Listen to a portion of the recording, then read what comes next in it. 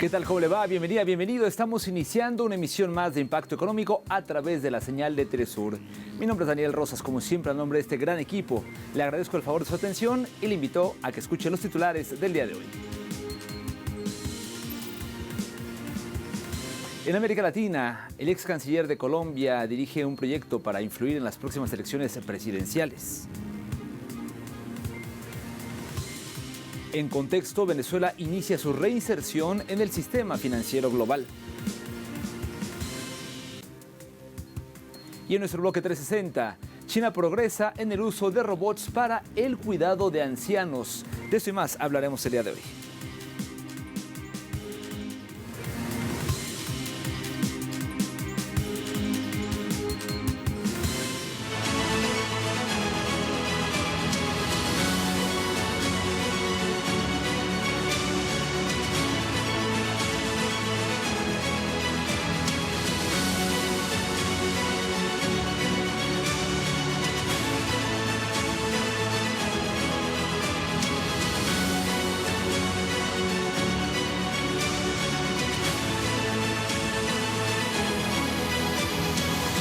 Momento de comenzar con el detalle de la información y arrancamos en Colombia. Es que el ex canciller Jaime Bermúdez Merizalde dirige el proyecto Júpiter, una operación de 1,7 millones de dólares diseñada para influir en las elecciones presidenciales del 31 de mayo de 2026. La estrategia busca favorecer a la candidata Paloma Valencia mediante dos frentes, entre ellos talleres de adoctrinamiento político a miles de trabajadores en grandes empresas y una producción masiva de desinformación en plataformas digitales. Según investigaciones, este plan utiliza el miedo y la indignación para atacar al candidato progresista Iván Cepeda, quien lidera las encuestas con el 44,3%, y a Abelardo de la Espirela, intentando posicionar a Valencia como una opción moderada. La gravedad del caso ha escalado tras denuncias de constreñimiento electoral ante el Ministerio del Trabajo y alertas de inteligencia sobre un posible atentado contra Cepeda, enmarcadas en el clima de polarización fabricado por la campaña para movilizar al electorado desde el miedo. Por ahora, el proyecto Júpiter ya ha impactado a más de 17 millones de colombianos mediante contenidos manipulados.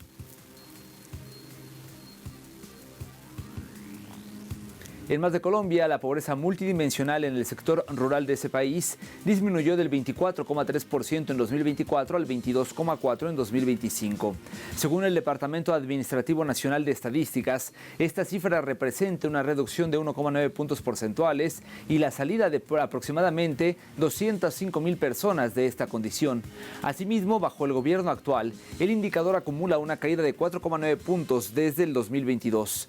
Además, la brecha entre zonas urbanas y rurales se redujo a 16,1 puntos, alcanzando su nivel más bajo desde el año 2010.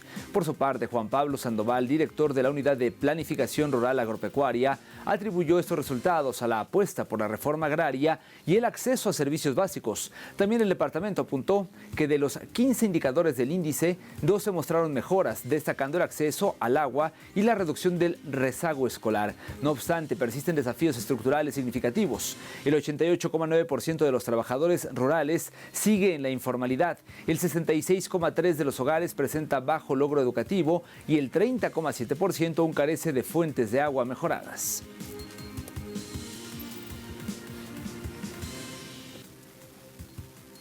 Le cuento ahora que el gremio del transporte pesado en Ecuador advirtió que podría detener sus operaciones en 15 días si el gobierno no atiende sus demandas sobre el precio del diésel. El presidente de la Confederación Ecuatoriana de Transporte Pesado, Fernando Ortiz, afirmó que la actividad es insostenible tras la eliminación del subsidio en septiembre de 2025, lo que ha elevado el galón de 1,80 a 2,96 dólares, subrayando que el costo del combustible para un recorrido promedio subió de 150 a 400 dólares, provocando el colapso del sector. Las exigencias principales incluyen suspender los incrementos mensuales de diésel, focalizar subsidios e implementar un ajuste dinámico de tarifas basado en el costo del combustible. Además, el gremio también expresó su preocupación por la inseguridad en las carreteras y el impacto de los aranceles a exportaciones colombianas que subirán al 100% el próximo 1 de mayo. Aunque el ministro de Transporte, Roberto Luque, aseguró que el diálogo se mantiene, los transportistas advierten que la falta de soluciones obligará a una detención progresiva de la actividad.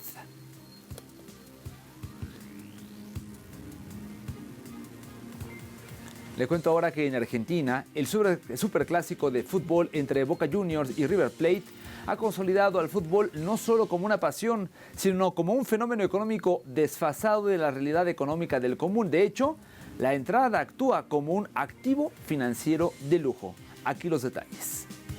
En el mercado secundario, los precios alcanzan techos de 1,7 millones de pesos argentinos, que equivalen a $250, evidenciando una desconexión total con el salario promedio. Aún así, el hincha prioriza el evento sobre el ahorro, incluso desde el interior, generando una transferencia directa de riqueza hacia la ciudad autónoma de Buenos Aires, Cava, que puede superar los $690 por persona entre traslados y tickets.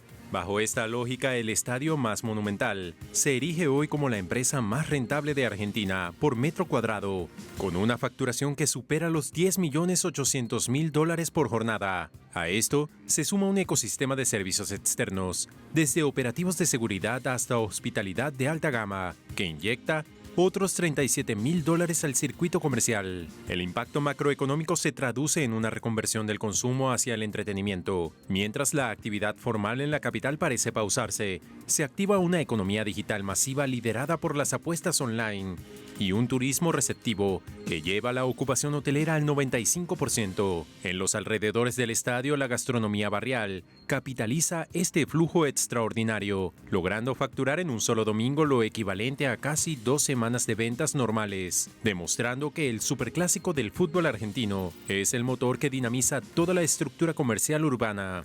Seguimos ahí mismo porque trabajadores de la Asociación del Estado de Argentina iniciaron un paro nacional en contra de las políticas del ajuste del gobierno de Javier Milei. La protesta incluyó bloqueos en aeropuertos de Bariloche y el Calafate, además de concentraciones en Buenos Aires. El gremio liderado por Rodolfo Aguiar exige la reapertura de las negociaciones salariales ante una pérdida del 44% del poder adquisitivo y rechaza acuerdos salariales por debajo de la inflación. La medida afecta a organismos estratégicos como el Instituto Nacional de Tecnología Industrial, donde rechazan la eliminación de 900 funciones vitales anunciada por el ministro Federico Sturzenegger. Por su parte, Aguiar sostuvo que los recortes no eliminan privilegios, sino derechos para toda la población. Este paro afecta servicios en todo el país, limitándose a guardias mínimas en hospitales, Administración Nacional de la Seguridad Social y el control fronterizo. Sin embargo, los trabajadores ratificaron que continuarán las movilizaciones en contra del desmantelamiento del Estado y la política del ajuste neoliberal.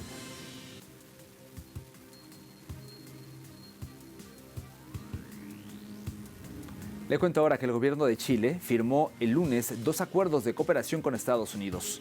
Los puntos fueron firmados en el evento encabezado por el ministro de Relaciones Exteriores de Chile, me refiero a Francisco Pérez Mackenna, que contó con la participación de diversas autoridades nacionales junto con representantes del gobierno de Estados Unidos.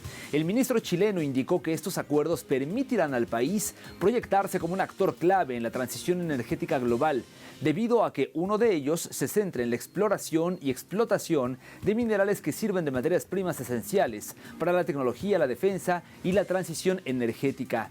La firma de los acuerdos ha obtenido opiniones diversas, mientras que, por un lado, las autoridades los califican de positivos y el resultado de una sólida relación bilateral, otros lo califican como un paso al gobierno de Kast a la entrega de recursos importantes al imperialismo norteamericano, actuar que afecta a la soberanía económica y estratégica de los recursos chilenos.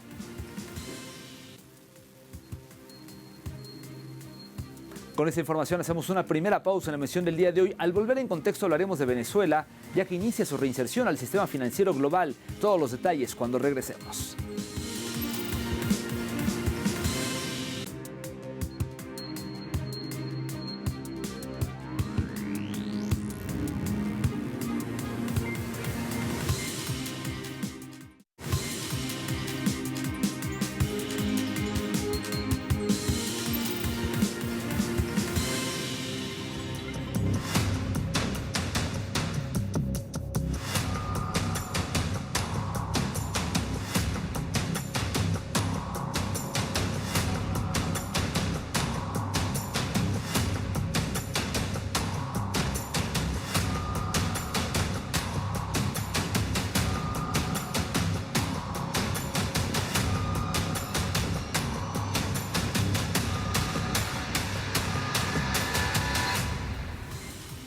Como le adelantaba, Venezuela ha iniciado una fase de reinserción en el sistema financiero global, recuperando el acceso a 11.000 instituciones bancarias tras una década de bloqueos.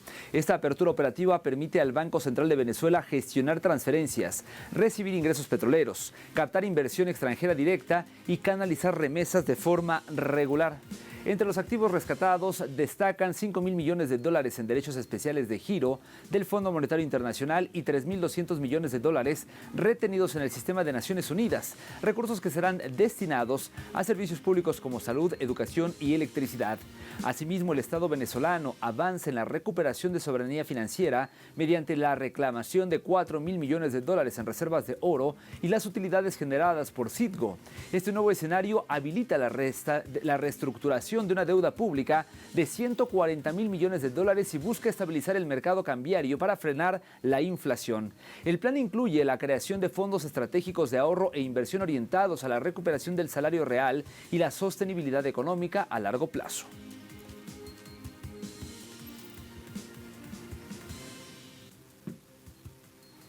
Es muy importante, es una gran noticia para Venezuela, es una victoria de la diplomacia venezolana porque estamos recuperando no solamente las responsabilidades que tenemos dentro del organismo, sino también los derechos y activos congelados que tiene nuestro país en este organismo, que nos permitirán invertir de manera inmediata en servicios públicos, recuperación del sistema eléctrico nacional, que es tan importante y ha estado golpeado por las sanciones.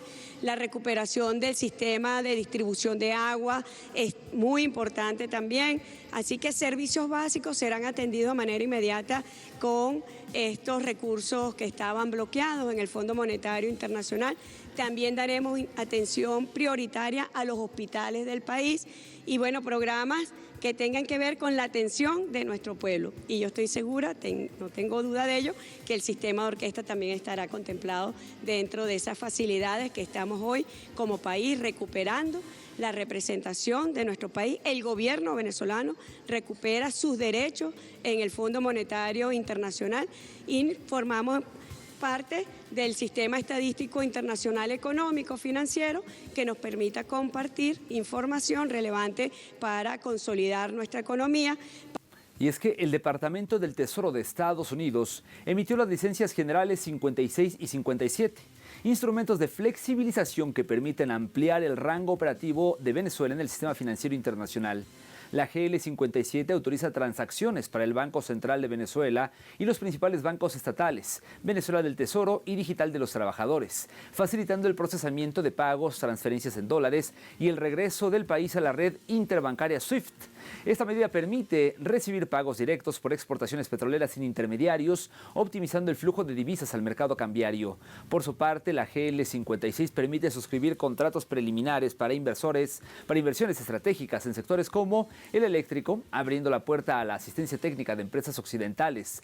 Bajo la gestión de la presidenta encargada Delcy Rodríguez, estas licencias buscan mitigar la inflación y atraer capital extranjero, aunque no implican un levantamiento total de las sanciones. El marco coercitivo persiste sobre activos como Citgo y reservas de oro, manteniendo restricciones operativas y geopolíticas vigentes.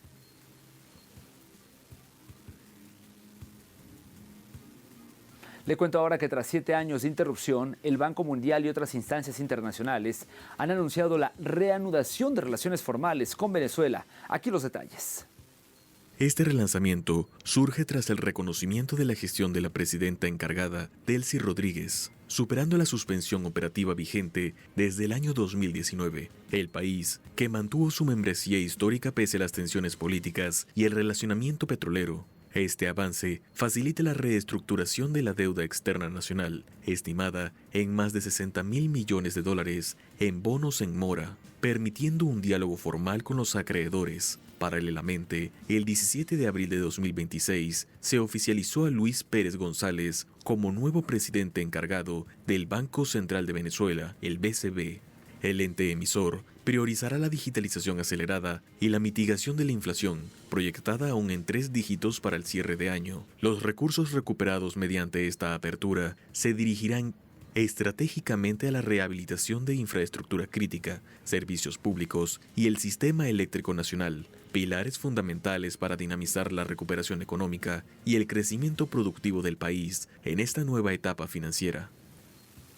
Le cuento ahora que el sector de hidrocarburos también se ha consolidado como el principal motor de crecimiento en Venezuela mediante nuevas alianzas estratégicas con corporaciones internacionales.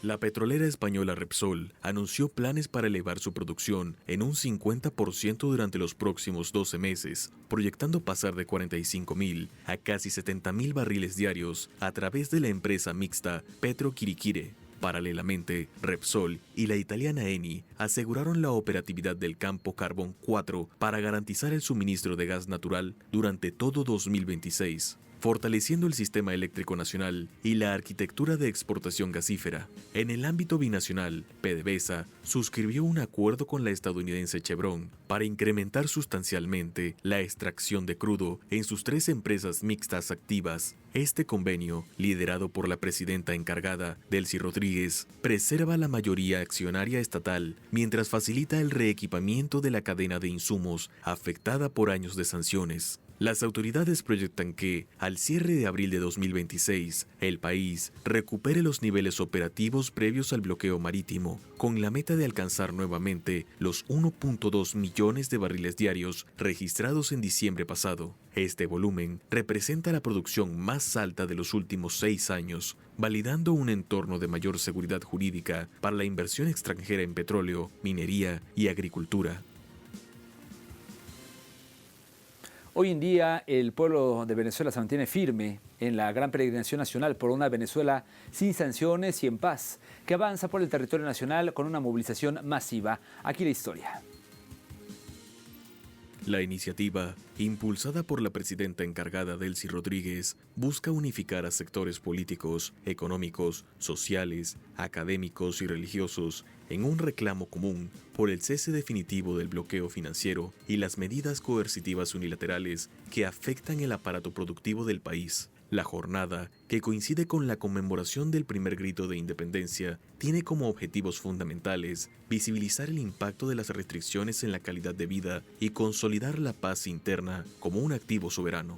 A través de marchas pacíficas, manifestaciones de fe y expresiones culturales, la ciudadanía exige un entorno libre de sanciones para potenciar el crecimiento económico. ¿Qué significa? ¿Por qué estamos peregrinando? Estamos peregrinando por Venezuela. Nadie es dueño de la peregrinación sino los venezolanos y las venezolanas que queremos a nuestra patria. Estamos marchando, caminando, cantando, orando, como he dicho. Estamos conversando como venezolanos y como venezolanas. Cuando yo digo Venezuela habla, Venezuela dialoga, Venezuela convive, Venezuela se encuentra por intereses supremos de nuestra república. Y un interés supremo es una Venezuela libre de sanciones. Yo se lo pido aquí como venezolana, le hablo al pueblo de los Estados Unidos, le hablo a los pueblos de Europa, le hablo a sus gobiernos, a sus autoridades. Ya basta de sanciones para el noble pueblo venezolano. Venezuela tiene derecho, no es un privilegio, no es una limosna que queremos, no. Venezuela está reclamando sus derechos y un derecho fundamental es que Venezuela esté libre de sanciones para que pueda desarrollarse con el mundo de manera libre. La peregrinación continuará recorriendo el país para fortalecer este mensaje de unidad y autodeterminación frente a las presiones extranjeras. Este despliegue territorial reafirma el compromiso de las regiones con la estabilidad y la soberanía nacional. Bajo un renovado espíritu de independencia, la nación avanza con determinación hacia un horizonte de prosperidad y normalización financiera, exigiendo el respeto pleno a su derecho al desarrollo integral. Con esta movilización, Venezuela ratifica su voluntad de superar las adversidades económicas y consolidar un modelo de crecimiento basado en la paz y la autodeterminación.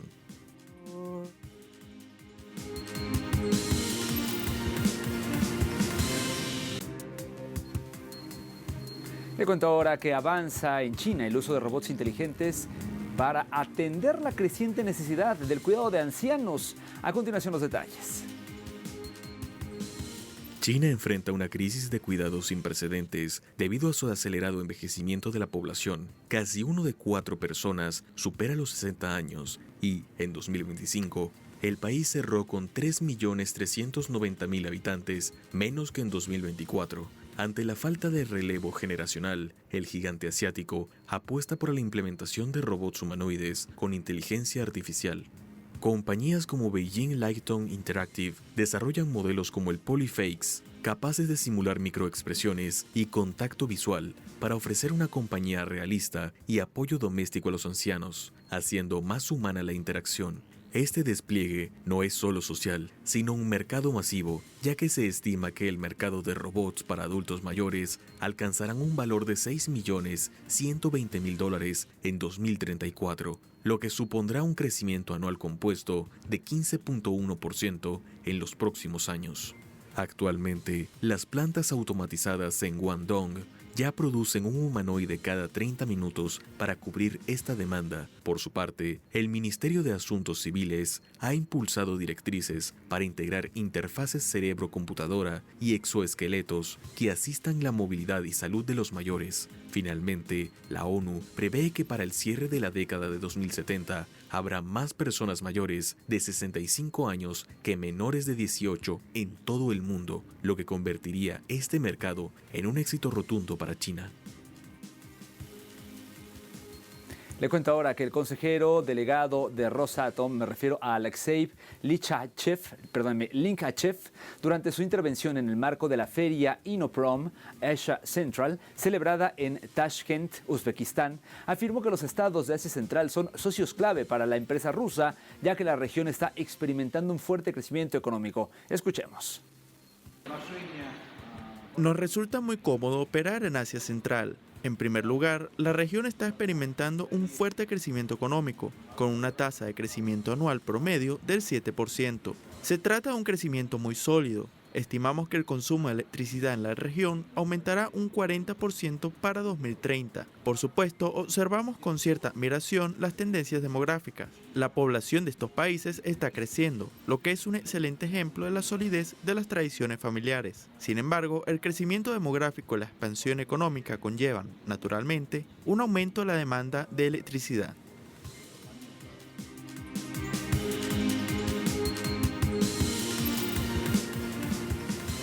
Acompáñame a revisar cómo se encuentran ahora los precios del petróleo. Como todos los días, iniciamos con el West Texas Intermediate, el WTI, que marcó un precio de $88.33, y esto representa una caída de $1.28.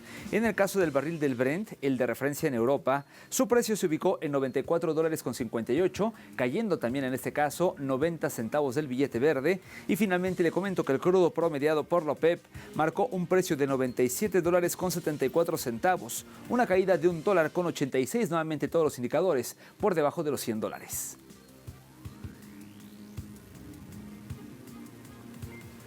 Despedimos de esta manera este espacio. Gracias como siempre por habernos acompañado. Nos vemos pronto con más de Impacto Económico. Siga por favor en la señal de Telesur.